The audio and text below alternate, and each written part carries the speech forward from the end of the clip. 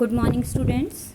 Let's start our chapter number 3 with the topic students of bio male reproductive system. Students, the male reproductive system consists of following parts, students. Okay, first, testes.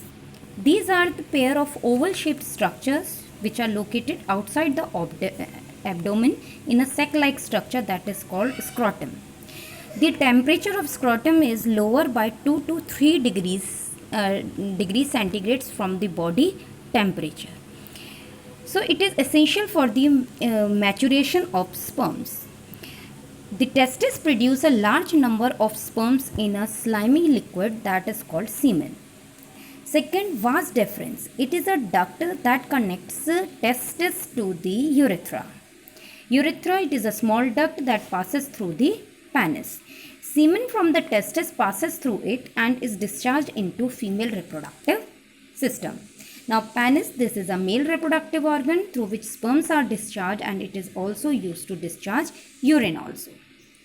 This is the diagram, students, of male reproductive system. Vas deferens is there, seminal vesicle, prostate gland, Cowper's gland, okay, here urethra, penis, testis and scrotum. Now, what are the functions? This reproductive system is having two major functions. First of all, it produces sperms, and second, it delivers sperms to the reproductive tract of the female. Now, accessory glands. The accessory glands are associated with male reproductive system of human beings, secrete various fluids which together with the sperms form what? Semen. They are of two types. First, prostate gland. Okay, it is a single gland and its secretion forms 15% to 33% of the semen. Now, next is what?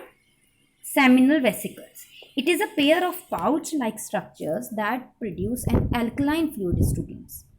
This fluid neutralizes the acidic medium of the female tract and it forms 60% of the semen.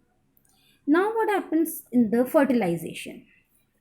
The process by which a student's sperm nucleus fuses with the egg nucleus, okay, to form what? Zygote. That is called fertilization.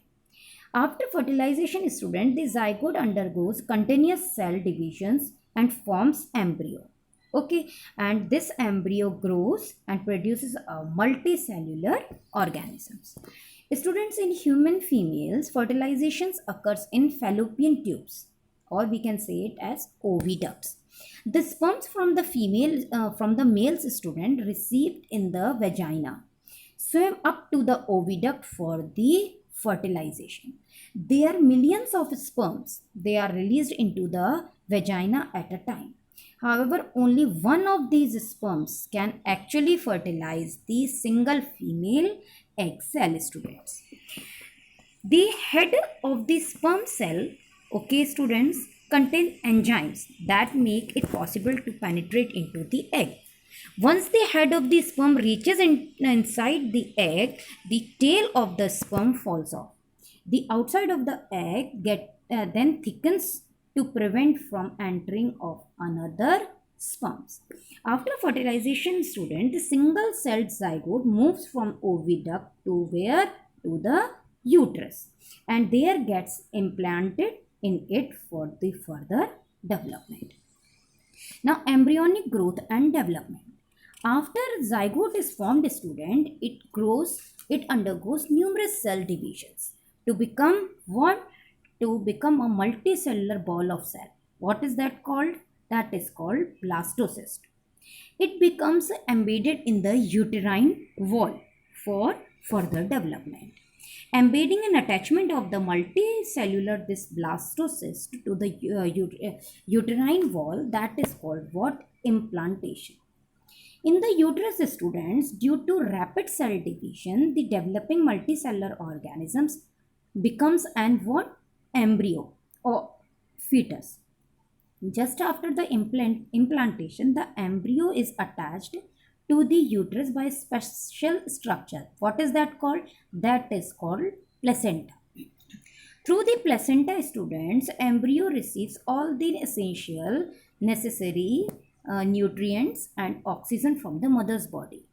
Okay. As the development proceeds, students, embryo grows into a baby and causes the uterus to expand. So, the period of development of the fetus inside the uterus is called pregnancy. Okay, students. Now, mechanism of embryonic growth and development. Growth is a series of change that a zygote undergoes to develop into an embryo. Students, most the multicellular organism reproduce sexually, which involves what? Fusion of sperms and ova. The zygote to form what? Zygote, and it is a single-celled fertilized egg, and it forms and it divides and redivides to form what? A cluster of cells. This division of cells, students, is called what? Cleavage. Okay. In the cleavage, students, the cells divide to form hollow ball. And what is that called? Blastula. Which further divides to form what? Gastrula.